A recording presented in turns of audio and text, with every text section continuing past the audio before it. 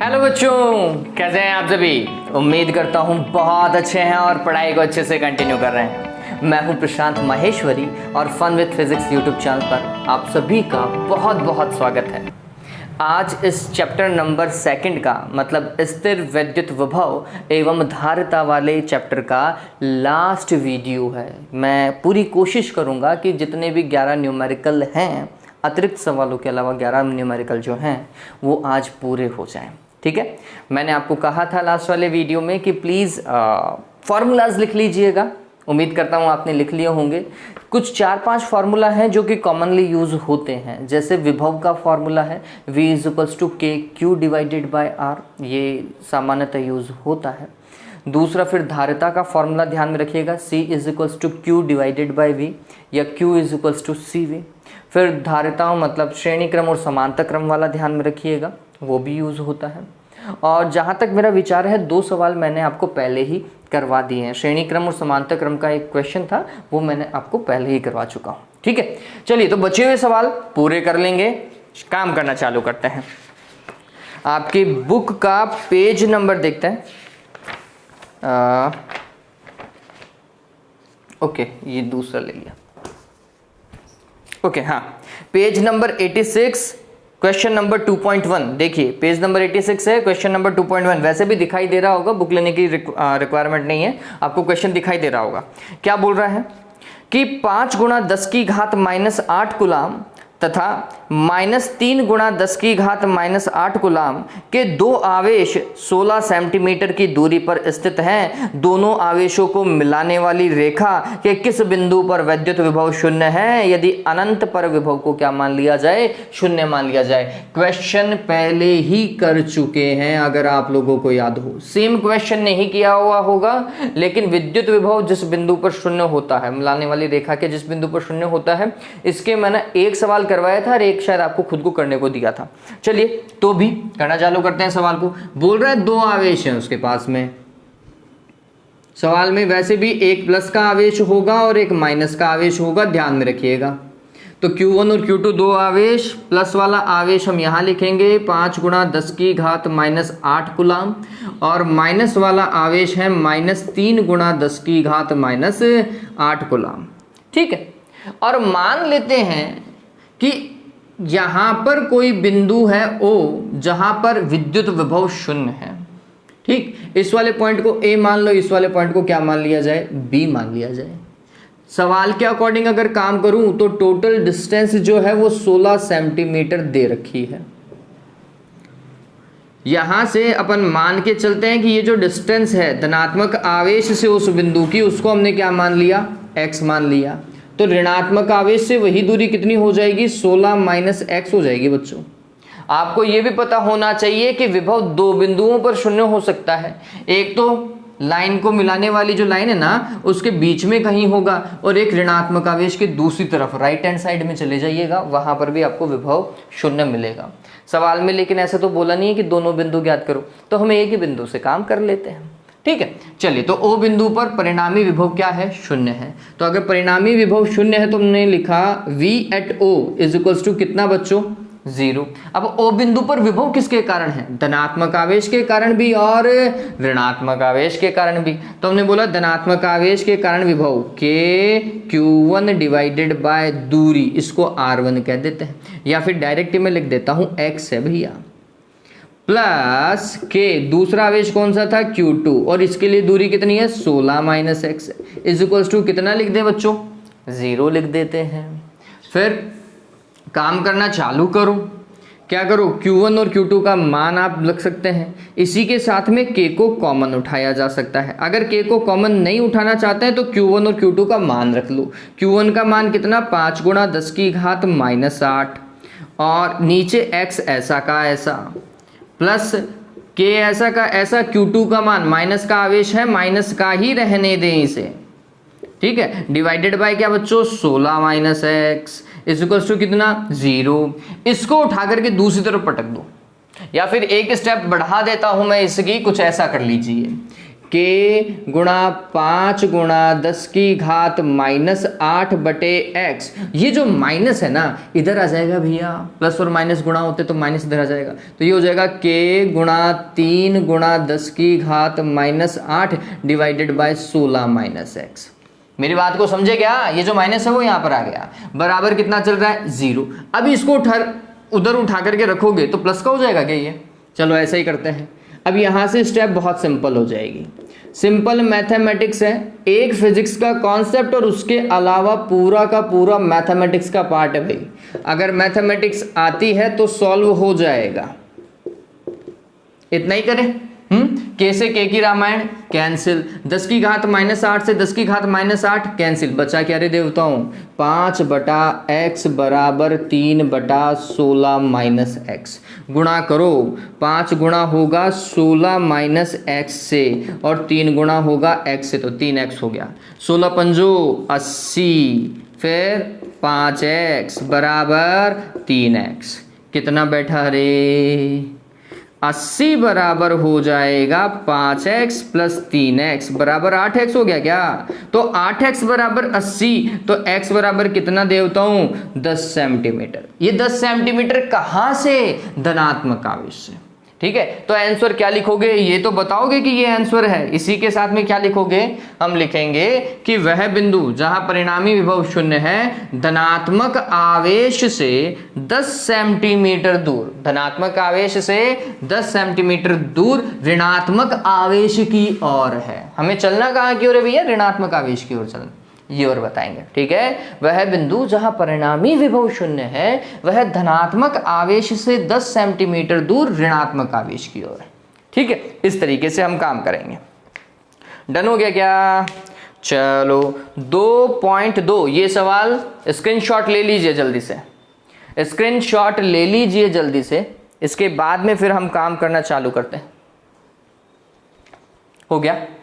चल फिर 2.2 question number 2.2 देखिए, क्वेश्चन नंबर 2.2 में क्या था? और मेरे साथ में अगर न्यूमेरिकल कर सको ना बहुत बढ़िया है, पेन कॉपी लेके बैठे ही होगे मुझे पता है, तो जल्दी जल्दी मेरे साथ में न्यूमेरिकल कर लो, सॉल्व हो जाएंगे। सवाल को पढ़ लो, 2.2 वाला सवाल जो है अगर बुक पास में है तो ठीक है, अदरवाइज आपको स्क्रीन के ऊपर अभी दिखाई दे जाएगा। देखो आपको अब सवाल दिखाई दे रहा होगा। सवाल क्या है वो देखें, क्या बोल रहा है? 10 सेंटीमीटर भुजा वाले एक समषटभुज के प्रत्येक शीर्ष पर 5 माइक्रोकूलाम का आवेश है। समषटभुज के केंद्र पर विभव को ज्ञात कीजिए, परिकलित कीजिए। ये सवाल बताओ हो चुका है क्या? 2.2 वाला सवाल हो चुका है क्या? याद आ रहा होगा। समषटभुज का केंद्र और उस पर विभव कैसे ज्ञात करते थे? ऐसे करते थे क्या? केंद्र तो यही है और जितनी इसकी भुजा होती है उतनी ही हर एक बिंदु की दूरी होती है ना। इन सभी कोनों की केंद्र से दूरी भी उतनी है जितनी भुजा है। मतलब r बराबर क्या होता है समषटभुज के लिए? a होता है। तो r की वैल्यू में कितनी लिखूं? 10 सेंटीमीटर लिख दूं क्या? 10 गुणा 10 की घात -1 मीटर, सॉरी -2 मीटर। डन हो गया? 10 की घात -1 मीटर हो गया। ये r आ गया। प्रत्येक पॉइंट पर आवेश दिया हुआ है, Q1 Q2 Q3 ये सारे के सारे बराबर हैं। Q1 का मान Q2 के, Q2 का मान Q3 के, डॉट डॉट डॉट अगर चलो Q6 के मान तक 6 ही तो आवेश है ना। 1 2 3 4 5 6 आवेश, ये सारे के सारे बराबर है। और कितना दे रखा है रे देवताओं? 5 माइक्रोकूलाम है, 10 की घात -6 कूलाम। ऐसा का ऐसा सवाल अपन ने किया है ना। V बराबर फॉर्मूला क्या लिखेंगे? K divided by R, Q1 plus Q2 plus Q3 plus Q4 plus Q5 plus Q6। ये तो सारे के सारे बराबर हैं। 9 गुणा 10 की घात 9, R का मान 10 की घात -1, और इन सबको जोड़ लो रे, इन सबको जोड़ लो। 5 कितनी बार जुड़ेगा? 6 बार। 6 पंजो 30 लिख देता हूँ डायरेक्ट ही, जोड़ के देख लेना। 10 की घात -6, इसको इससे काट दो 10 की घात -5, इसको इससे जोड़ो 10 की घात 4, 9 × 27, गुणा 10 की घात क्या बच्चों 4 वोल्ट। कैलकुलेशन देख लीजिएगा एक बार के लिए, है ना, वैसे इतना ही होना चाहिए। डन हुआ, विभव इस तरीके से निकाला जाएगा। बहुत सिंपल सवाल था। मैंने आपको 3 पैटर्न बताए थे, कौन कौन सा? षटभुज का पैटर्न बताया था मैंने आपको, त्रिभुज समबाहु त्रिभुज का बताया था और वर्ग का बताया था। ठीक है, एक घन का भी हो सकता है, घन का भी ऐसा हो सकता है, तो उसके अंदर 8 आवेश जाएंगे बच्चों, है ना, ध्यान में रखिएगा। चलिए ओके, 2.3 क्वेश्चन नंबर 2.3 को देखिए, ये तो हो चुका होगा। 2.3 देखते हैं।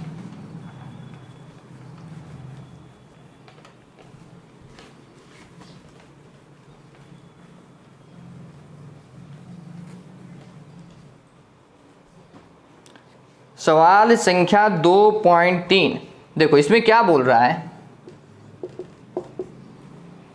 6 सेंटीमीटर की दूरी पर स्थित दो बिंदुओं ए एवं बी पर 2 आवेश 2 माइक्रोकुलाम तथा माइनस का 2 माइक्रोकुलाम। ये लो भाई, ऐसा एक है 2 माइक्रोकुलाम जो प्लस का है, और एक है माइनस का 2 माइक्रोकुलाम, दोनों के बीच की दूरी 6 सेंटीमीटर। अगर ये दूरी कम होती ना बच्चों, 6 सेंटीमीटर तो ज़्यादा दूरी हो गई देखा जाए तो, अगर ये दूरी कम होती ना mm के अंदर, 10 की घात -10 के अंदर होती है, अगर 10 की घात -3 10 की घात -10 के अंदर होती, तो हम बोलते कि भैया ये शायद आदर्श विद्युत द्विध्रुव बन सकता था, क्योंकि एक प्लस का आवेश है, एक माइनस का आवेश है। बस एक दूरी कम वाला कॉन्सेप्ट चूक गया यहाँ पर, अगर दूरी कम होती तो ये द्विध्रुव बन जाता। चलो क्या बोल रहे हैं उसमें, निकाय के समविभव पृष्ठ की पहचान कीजिए। ये लो, निकाय का समविभव पृष्ठ क्या होगा? हाँ देखो, आप सभी को पता है, मेरी बात को समझना, प्लस का आवेश माइनस का आवेश, इनके बीच में अगर मैं विभव निकालूं, बीच में, बिल्कुल बीच में, तो विभव बराबर कितना होगा रे देवताओं? 0 होगा। और आपको सभी को पता है द्विध्रुव की जो निरक्ष रेखा है ना, निरक्ष रेखा, उसके हर एक बिंदु पर विभव क्या होता है? क्या होता है? 0। निरक्ष रेखा के हर एक बिंदु पर, तो इसके लिए भी निकाल के देखोगे ना, तो हर एक बिंदु पर विभव तो 0 ही आएगा, है ना, फॉर्मेट तो वही रहेगा, विभव तो 0 ही आएगा। तो हम बोल सकते हैं कि इसके मध्य बिंदु से गुजरने वाला, समझना इस चीज की, इसके मध्य बिंदु से गुजरने वाला अभिलंबवत जो तल है, और मध्य बिंदु कहाँ से भैया? तो ये अगर 6 सेंटीमीटर है तो फिर ये वाली दूरी कहाँ पर होगी? 3 सेंटीमीटर पर होगी। ठीक है, और अभिलंबवत तल ऐसा, ऐसा, ये जो तल है ना, जैसा मैंने पेपर को रख रखा है, एक तो मैं ऐसे रख सकता हूं, मैं ऐसे नहीं रख रहा हूं, मैं कैसे रख रहा हूं, इसको ऐसा रख रहा हूं, यूं, अभिलंबवत तल। ठीक है, तो इसके मध्य बिंदु से गुजरने वाला अभिलंबवत तल जो है वो वास्तविकता में v बराबर किसको प्रदर्शित करेगा? 0 को। हर एक बिंदु पर विभव कितना होगा? 0 होगा। अगर विभव 0 होगा तो वास्तविकता में एक ही तो विभव रहा इस तल के ऊपर, अगर एक ही विभव रहा तो ये कैसा होगा? समविभव पृष्ठ या समविभव तल, समविभव तल या समविभव पृष्ठ। ठीक है, तो हम बोलेंगे मिलाने वाली रेखा के मध्य बिंदु अर्थात x बराबर 3 सेंटीमीटर पर अभिलंबवत तल जो है, अभिलंबवत तल ही, अभिलंबवत तल किसकी भांति व्यवहार करेगा? समविभव तल की भांति या समविभव पृष्ठ की भांति व्यवहार करेगा। ठीक है, चलिए, इस पृष्ठ के प्रत्येक बिंदु पर विद्युत क्षेत्र की दिशा क्या होगी? ये लो देवताओं, अगर आप देखोगे ना प्लस से माइनस की ओर, तो हम बोलेंगे विद्युत क्षेत्र की बल रेखाएं ऐसे जाएंगी, यूं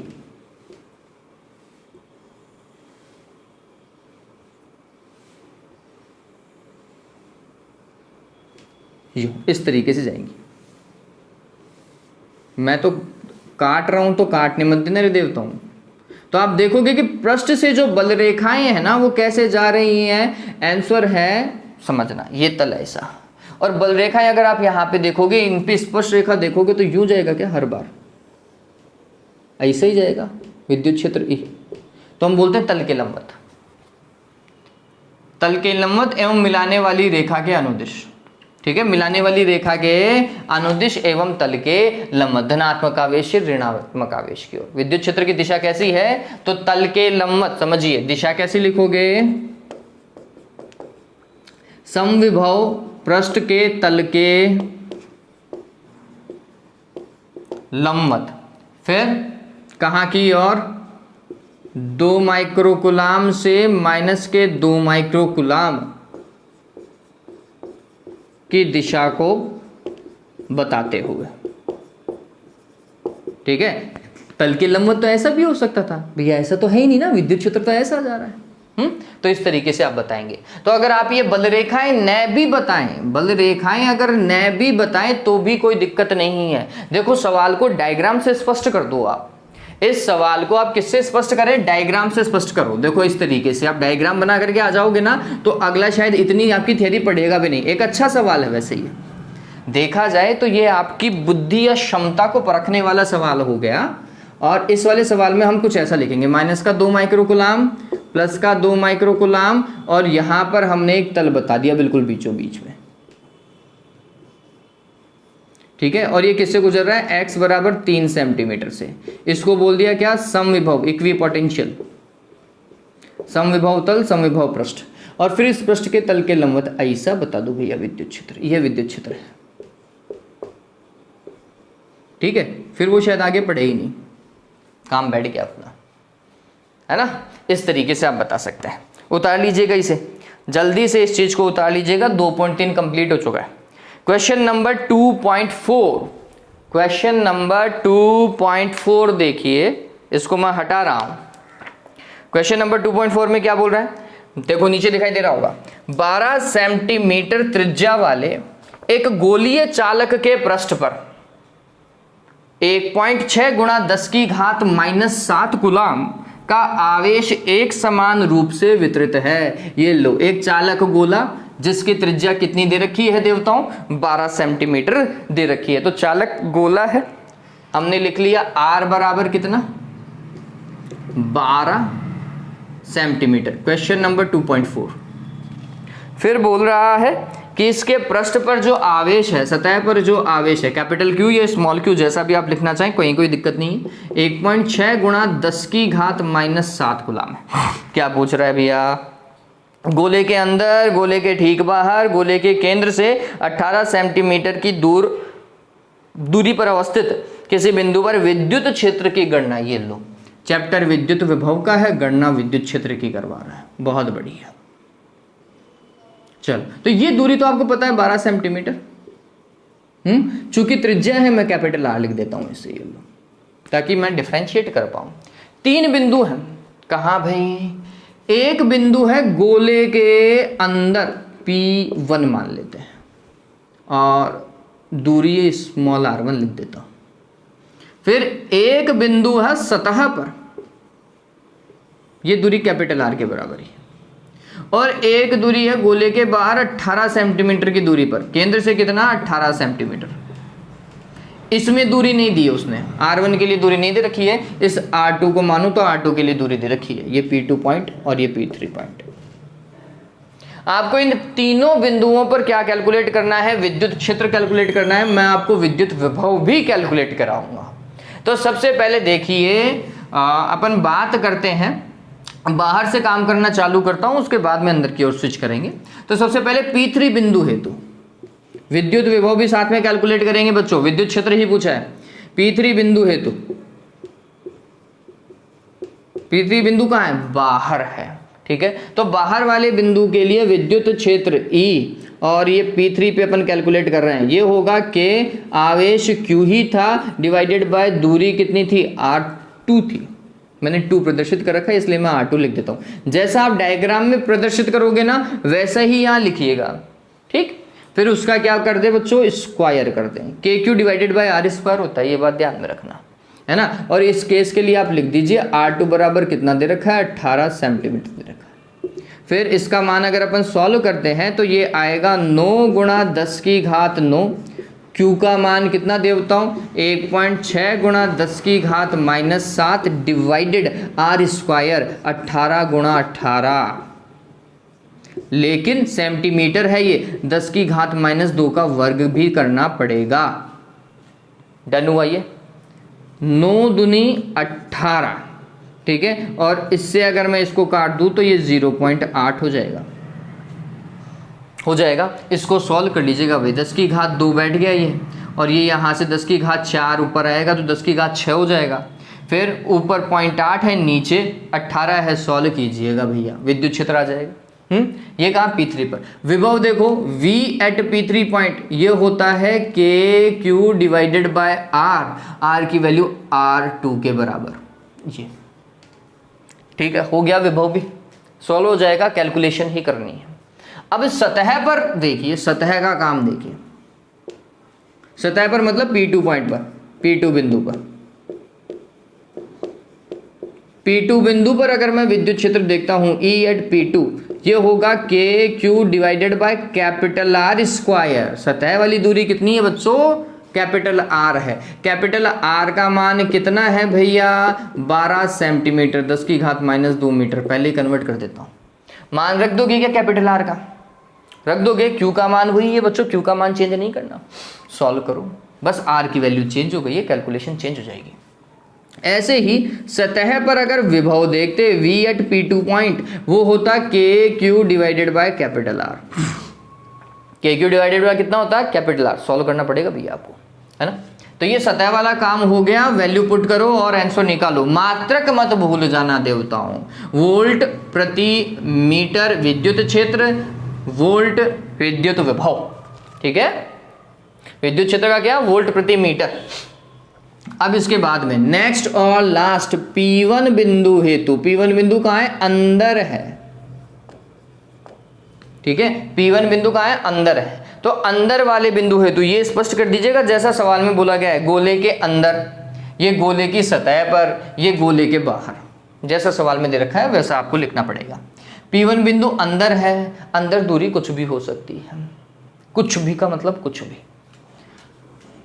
अंदर किसी भी चालक के अंदर विद्युत क्षेत्र सदैव शून्य होता है, इस बात को ध्यान में रखना।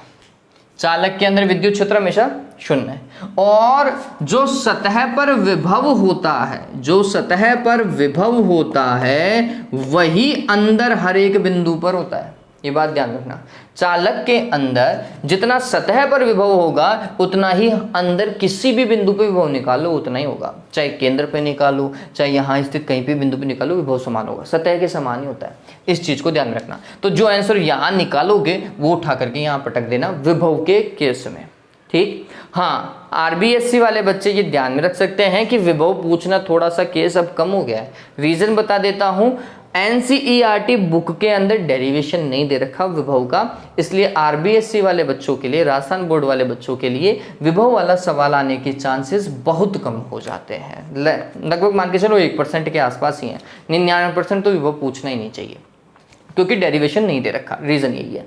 हाँ, लेकिन अदर बोर्ड वाले बच्चों, बिहार बोर्ड, यूपी बोर्ड, देवताओं कोई भरोसा नहीं है, कोई भरोसा नहीं है। सीबीएसई वाले बच्चों के लिए तो बिल्कुल भरोसा नहीं है। सीबीएसई तो मतलब छोड़ दो, उनका तो ऐसा होता है कि जो दिया हुआ है वो तो आएगा ही आएगा, जो नहीं दिया हुआ है वो सबसे पहले आएगा।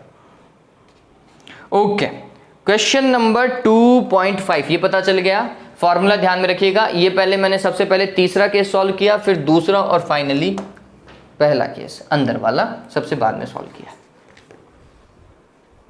चलो आगे देखो 2.5 ये क्वेश्चन हो गया, डन है। कैलकुलेशन आपके ऊपर है देवताओं, पैटर्न बता चुका हूं, कैलकुलेशन आपके ऊपर है।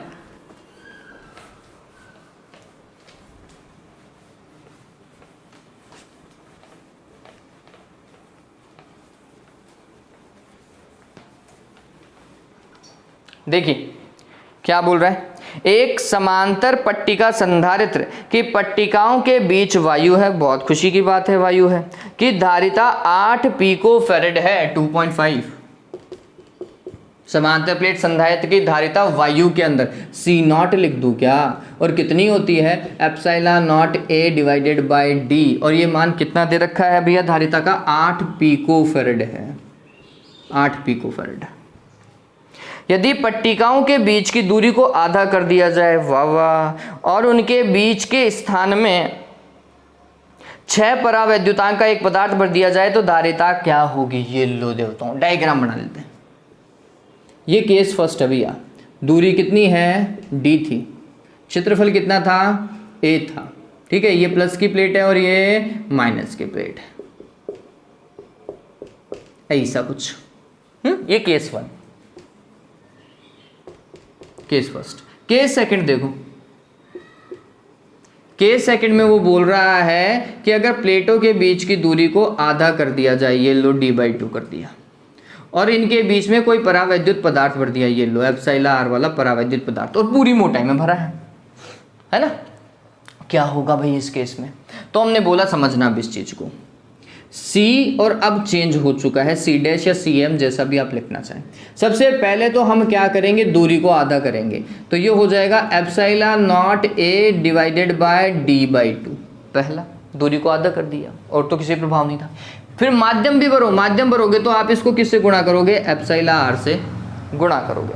क्या हुआ बच्चों, ये 2 ऊपर चला जाएगा क्या, तो C डैश का फॉर्मूला हुआ 2 epsilon r epsilon not A divided by d। ऐसा ही है क्या? गौर कीजिए, ये C नॉट था, epsilon not A divided by d था, ऐसा यही दिया हुआ है। चलिए, तो C डैश बराबर क्या होगा, 2 एप्सिलॉन r और C नॉट।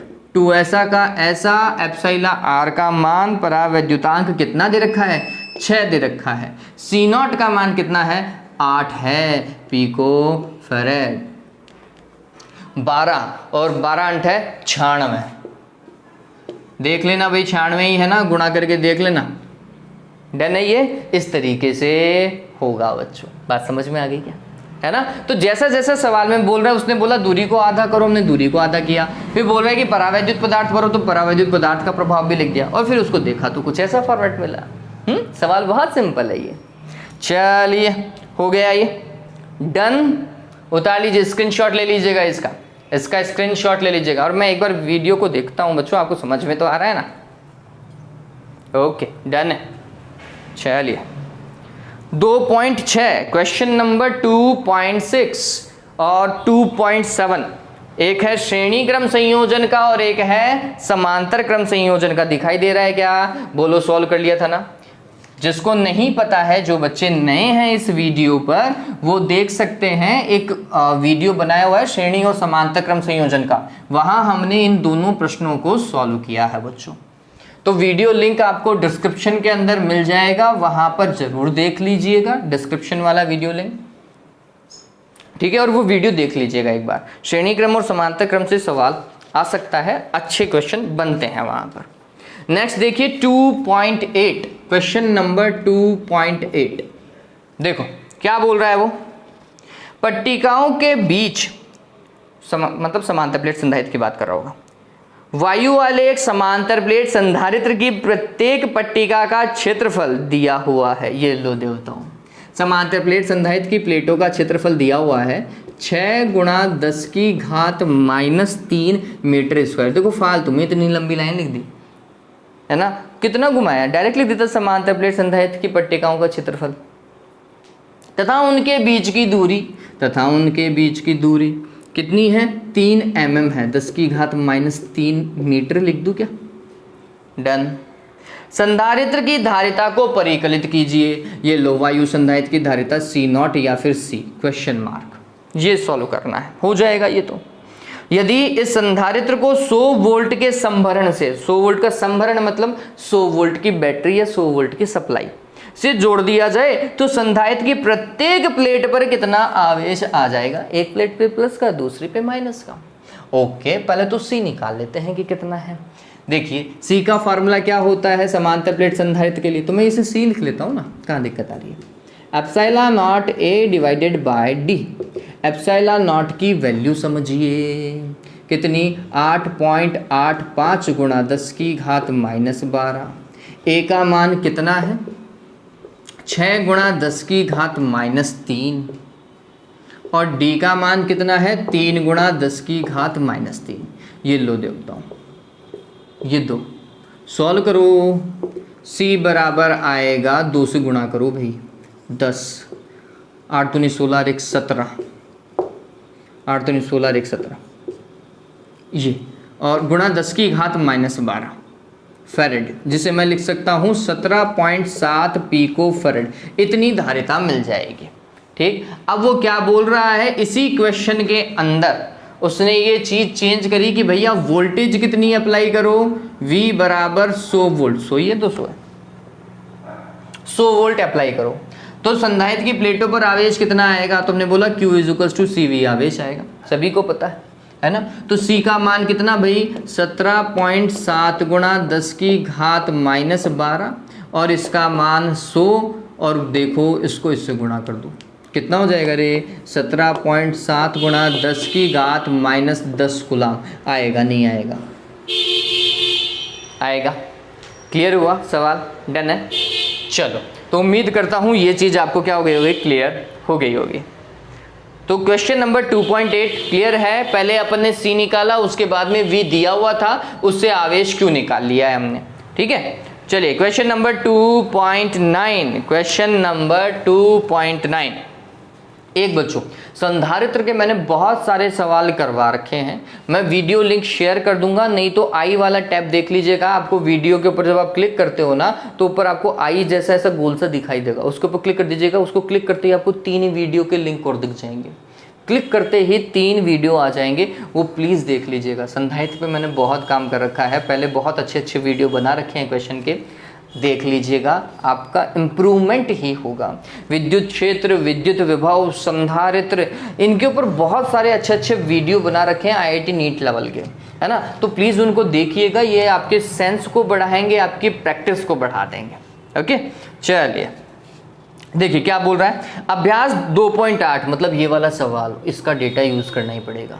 चलो तो ये तो उतार लिया ना, मैं अब एक जगह लिख लेता हूँ कि इसका डेटा है क्या। 17.7 पिकोफैरेड धारिता है,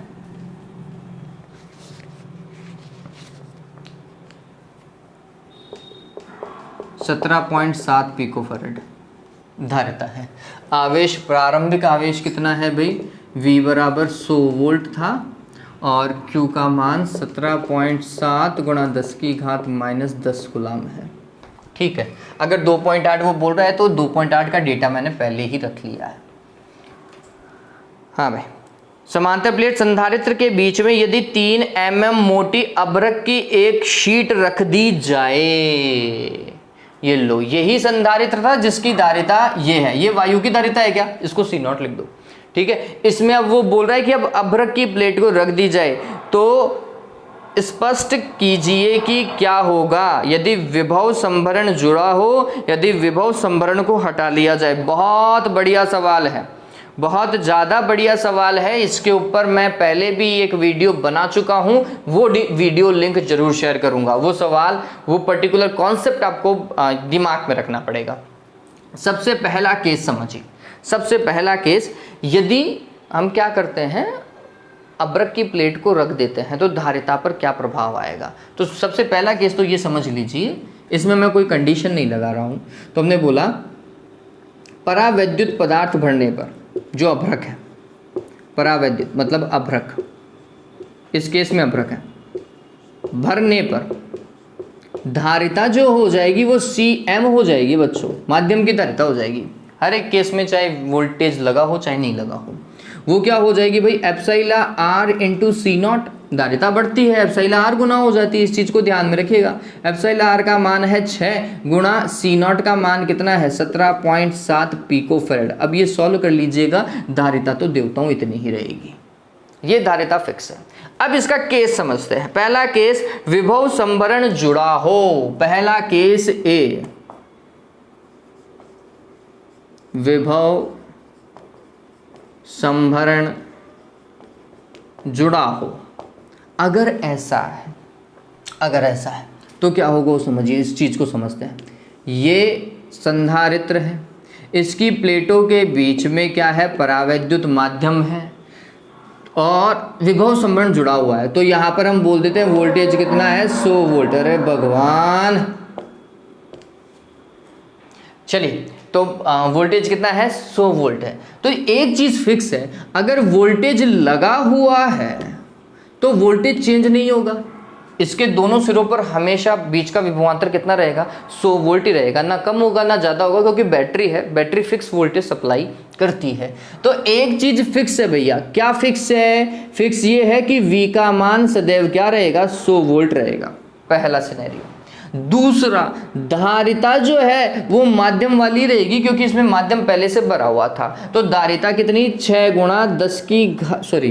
गुणा 17.7 पिकोफैरेड। इसको सॉल्व करके लिख लीजिएगा, ठीक। आवेश कितना हो जाएगा, Q इज टू CV होता है क्या, यही होता है। C कौन सा, माध्यम वाला, C कौन सा, माध्यम वाला।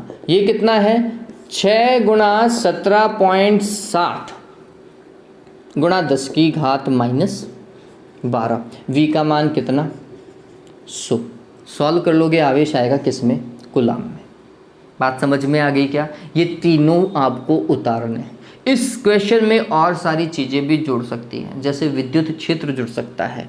V इज इक्वल्स टू आप ED लिखते हैं तो E बराबर क्या आएगा, V में किसका भाग लगा दो, D का। विद्युत क्षेत्र पे कोई प्रभाव नहीं पड़ेगा क्योंकि V भी उतना ही था और D दूरी में कोई चेंजेस हुआ नहीं है, तो वो मान भी उतना ही होगा, ठीक है। तो विद्युत क्षेत्र विद्युत क्षेत्र वैसा का वैसा रहेगा। ये भी पूछ सकता है, विद्युत ऊर्जा भी पूछता है। विद्युत ऊर्जा क्या होती है, ½ CV², मतलब स्थितिज ऊर्जा है ना, या फिर ½ QV, जैसा भी आप समझें। तो हम बोलेंगे C की जगह तो CM लिखूंगा और V तो वैसा का वैसा है ना, ऐसा का ऐसा। चलिए, तो इस चीज़ को अगर हम समझें तो आपको मेरे हिसाब से आवेश पता चल गया होगा, पता चल गया इसको सॉल्व करने के बाद में। चलिए, अब मैं आपको समझाता हूं कॉन्सेप्ट।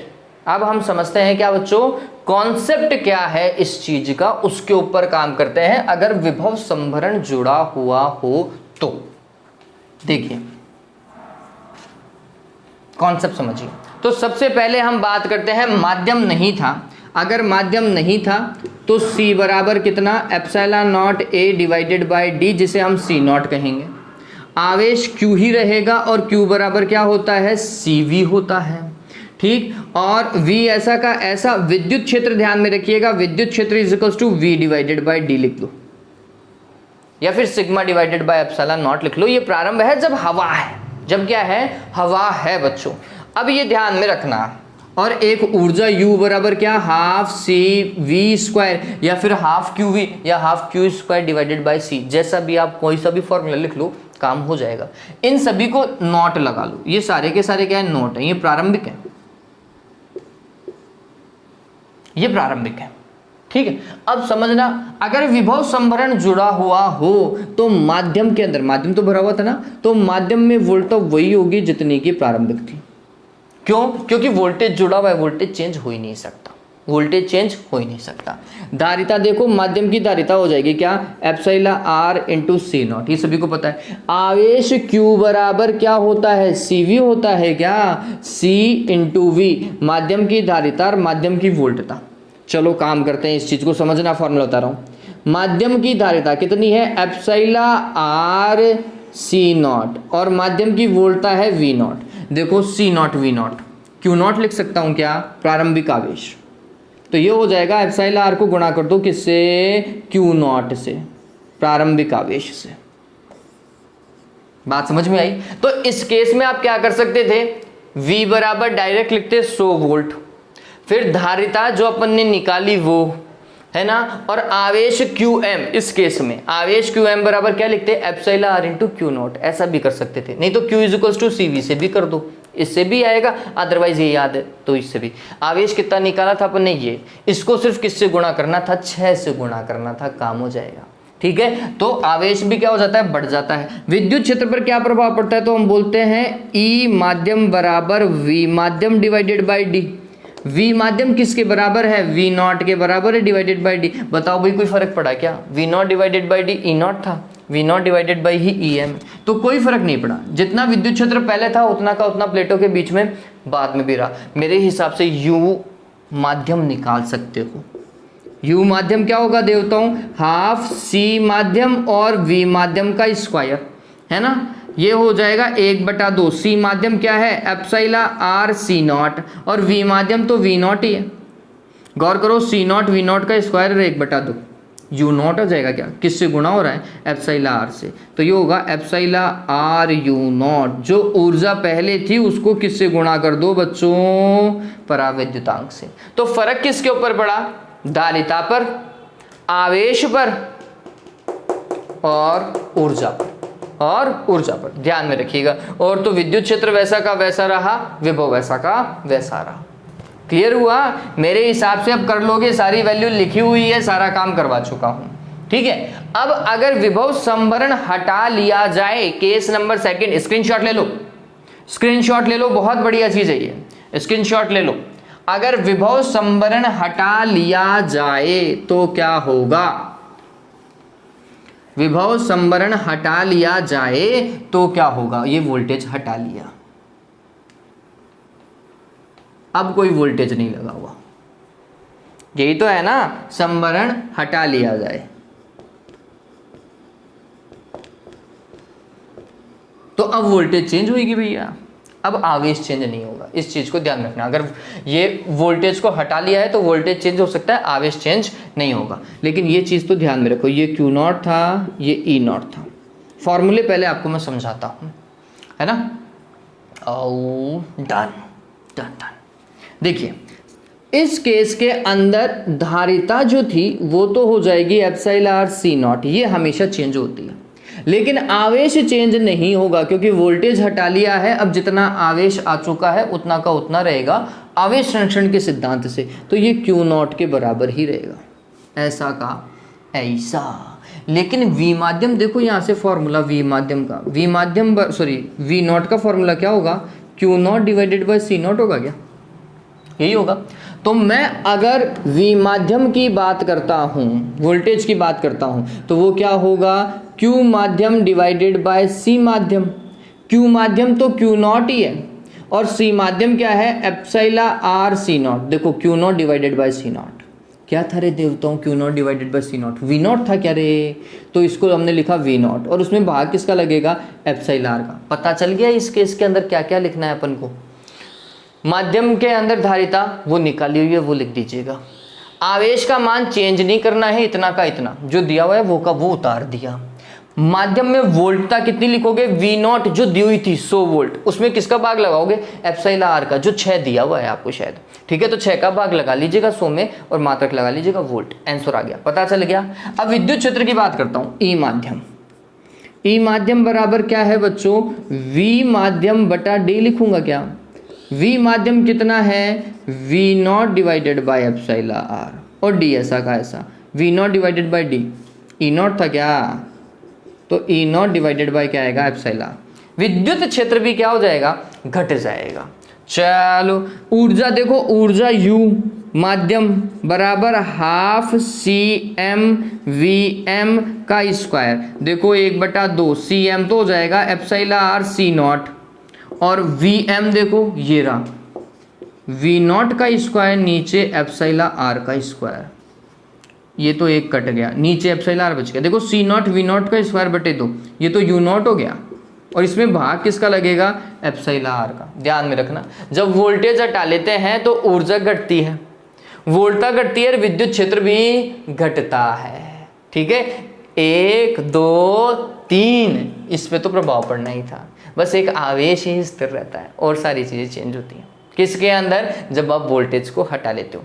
आंसर पता चल गया क्या? आपको तो यहां तक ही निकालना है, सिर्फ यहां तक आपको यहां तक ही काम करना है। CM का वैल्यू मैंने लिख दिया है, Q0 प्रारंभिक लिख दीजिएगा और VM 6 का भाग लगा दीजिएगा 100 में। Question solve. ठीक है, तो उम्मीद करता हूं 2.9 सॉल्व हो चुका है और इसके ऊपर हमने पहले भी डिस्कशन किया है। पहले मतलब इससे पहले मैं ये एक और वीडियो बनाया मैंने कभी, तो वो मैं लिंक जरूर शेयर करूंगा इस वीडियो के साथ में, देख लीजिएगा। क्वेश्चन नंबर 2.10 या 2.10 देखिए, स्क्रीनशॉट ले लीजिएगा, है ना। 12 पिको फैरेड का एक संधारित्र 50 वोल्ट की बैटरी से जुड़ा है। संधारित्र में कितनी स्थिर विद्युत ऊर्जा संचित होगी रे? अरे कितनी होगी? C दे रखा है, V दे रखा है, हाफ CV स्क्वायर कर लो, हाफ CV स्क्वायर कर लीजिए, सॉल्व हो जाएगा। 2.10 कंप्लीट है मेरी तरफ से देवताओं, 2.10 मेरी तरफ से कंप्लीट है। 12 पिको फैरेड, C का मान कितना लिखोगे? 12 गुणा 10 की घात -12। फिर संधारित्र V का मान कितना? 50 गुणा 50 कर दो। ठीक है, सॉल्व करूं क्या रे? ये भी सॉल्व करनी बात है क्या? मेरे हिसाब से नहीं करना चाहिए मुझे, इतनी मैथमेटिक्स खुद कर सकते हो। ये मैथमेटिक्स खुद कीजिएगा।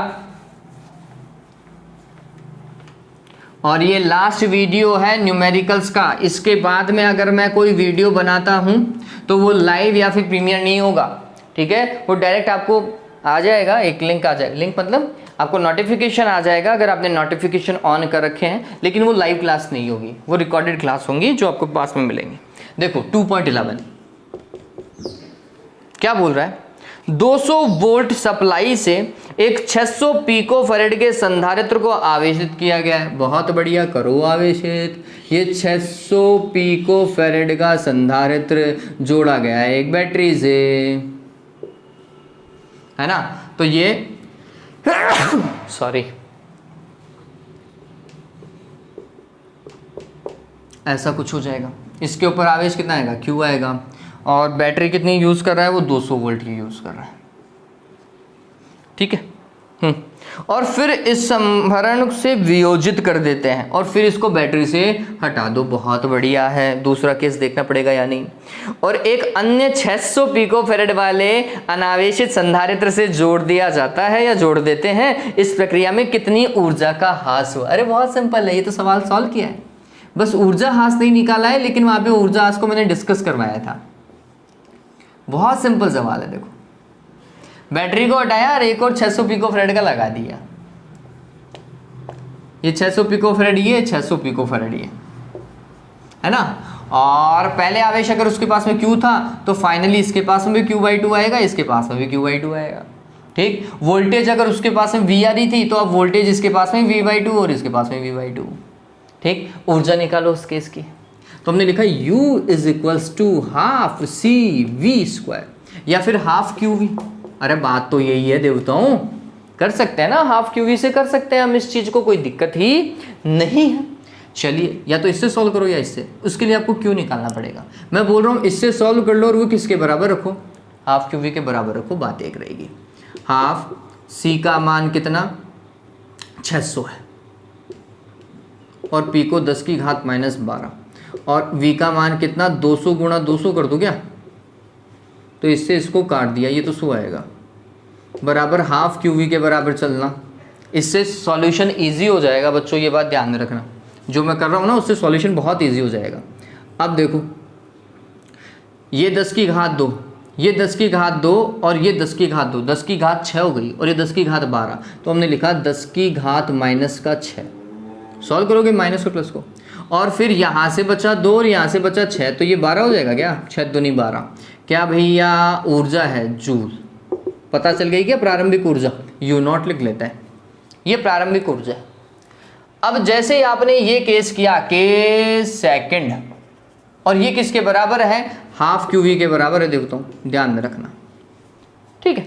अब क्या हुआ, यहाँ पर 2 संधारित्र लग गए हैं, तो आपकी जो कुल ऊर्जा आएगी निकाय की कुल ऊर्जा, वो इसकी ऊर्जा प्लस इसकी ऊर्जा, यही होगा। दोनों की ऊर्जा समान है क्योंकि दोनों पे आवेश समान है, विभव समान है, ठीक है।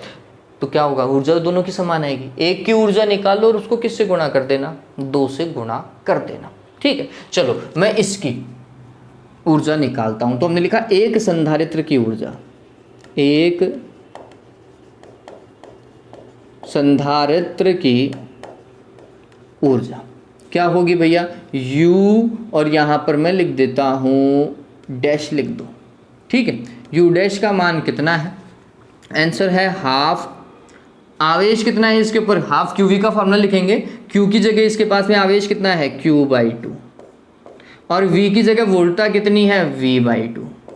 तो टोटल कितना बैठा, 2 2 4 हो गया क्या, तो ये 1/4 बाहर कर दिया और अंदर क्या बच गया, 1/2 QV बच गया क्या रे देवताओं। ये किसका मान है, U' का। ये तो है सिर्फ एक संधारित्र की, निकाय में कितने हैं, 2 हैं, अतः निकाय की ऊर्जा, निकाय की ऊर्जा जो हम लिख ले हैं U फाइनल। U फाइनल कितनी है, ट्वाइस ऑफ U', U' का कितना, दुगना, U' का दुगना मतलब इसका दुगना करोगे तो 2 को गुणा करो किससे, 1/4 गुणा 1/QV से, 2 आ जाएगा क्या, तो ये आएगा 1/2 गुणा 1/2 QV। 1/2 QV कितना था रे भाई, इतना था, तो ये आएगा 1/2 गुणा 12 गुणा 10⁻⁻6 काटा, इससे 6 आया, तो 6 गुणा 10 की घात माइनस 6 जूल। पूरे निकाय की ऊर्जा कितनी? 6 गुणा 10 की घात माइनस 6 जूल।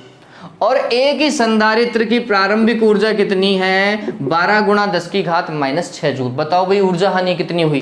पहले इतनी थी, अंतिम इतनी हो गई है। तो ऊर्जा हानि डेल यू बराबर क्या होना चाहिए? You initial minus you final. प्रारंभिक ऊर्जा माइनस अंतिम ऊर्जा। प्रारंभिक ऊर्जा कितनी? 12 गुणा 10 की घात माइनस 6। ये कितनी? 6 गुणा 10 की घात माइनस 6 इज इक्वल टू कितना? 6 गुणा 10 की घात माइनस 6। क्या भैया? जूल ऊर्जा हानि। और ये ऊर्जा हानि किस रूप में होगी? इस प्रक्रिया में कितनी ऊर्जा का ह्रास होता है? कितनी भैया? इतनी। आधी ऊर्जा का क्या हो जाता है? ह्रास। किस रूप में हो सकता है? ऊष्मा के रूप में, विद्युत चुंबकीय विकिरणों के रूप में। ये 2 पॉइंट ध्यान में ही रखिएगा बच्चों। ध्वनि के रूप में भी हो सकता था, चिंगारी के रूप में भी हो सकता था, विद्युत स्फुलिंग के रूप में भी हो सकता था, वो बात की बात है, ठीक है। लेकिन 2 जो इंपॉर्टेंट फैक्टर हैं वो कौन कौन से हैं? ऊष्मा और विद्युत चुंबकीय विकिरणों के रूप में, ठीक है। चलिए, तो हो गया ये सवाल। आगे वाले सवाल अगर आप ट्राई करते हैं, बहुत बढ़िया, इनमें से कुछ एक सवाल आपको आ जाएंगे, कहीं कोई दिक्कत नहीं है। एक आध सवाल मैं भी करवाने की कोशिश करूंगा बच्चों। एक आध क्वेश्चन, जैसे 2.25 वाला सवाल जो है वो एक अच्छा सवाल है, वो सॉल्व करने की पूरी कोशिश करेंगे, मतलब करवा दूंगा मैं ये सवाल। इस तरीके के कुछ एक सवाल मैं भी छाटूंगा, वो सवाल वीडियो, रिकॉर्डेड वीडियो होगा जिसमें आएंगे। लेकिन ये लास्ट वीडियो है आज का। इसके बाद में जो चैप्टर हम पढ़ेंगे नेक्स्ट डे से, वो बच्चों है क्या? विद्युत धारा या धारा वैद्युतिकी। यूनिट नंबर 3 होगी जो हम चालू करेंगे नेक्स्ट डे से। उम्मीद करता हूँ ये चीज़ आपको समझ में आ गई है। अगर कोई भी सवाल है, कोई भी सवाल आपको लगता है कि ये सवाल मेरे से नहीं हुआ या नहीं होगा, आप क्या करें? व्हाट्सएप नंबर हैं आप सभी के पास में, नहीं है तो देख लीजिए, 9602301447। इस नंबर के ऊपर खुद का नाम लिखें, स्कूल लिखें, कौन सी स्कूल से हैं, और आपका होम लोकेशन। होम लोकेशन का मतलब जैसे जोधपुर है तो जोधपुर लिख दो, जैसलमेर है तो जैसलमेर लिख दो, यूपी में अगर कहीं और जगह, मतलब किसी भी देश के किसी भी कोने पे जहां पर भी हैं, तो ये 3 चीजें लिख दीजिएगा और उस क्वेश्चन का फोटो खींच के भेज दीजिएगा। आपने जो सॉल्यूशन किया है वो और भेज दीजिएगा, ताकि मेरे को ये पता चले कि आप कहाँ गलती कर रहे हैं, ठीक है। तो आपके पास में 1 या 2 दिन का समय है। इस वीडियो के बाद में 2 दिन तक, जब भी आप इस वीडियो को पूरा देख लें, 2 दिन तक अगर आपको कोई भी सवाल में दिक्कत हो, प्लीज़ मेरे को मैसेज कर दीजिएगा। मैं उसका एक वीडियो बना करके यूट्यूब पे अपलोड कर दूंगा और आपको लिंक सेंड कर दूंगा, ठीक है। Have a good day, take care. और हाँ, प्लीज़ लाइक और सब्सक्राइब कर दीजिएगा, शेयर कर सको तो वो भी कर देना। चलो, आज के लिए इतना ही।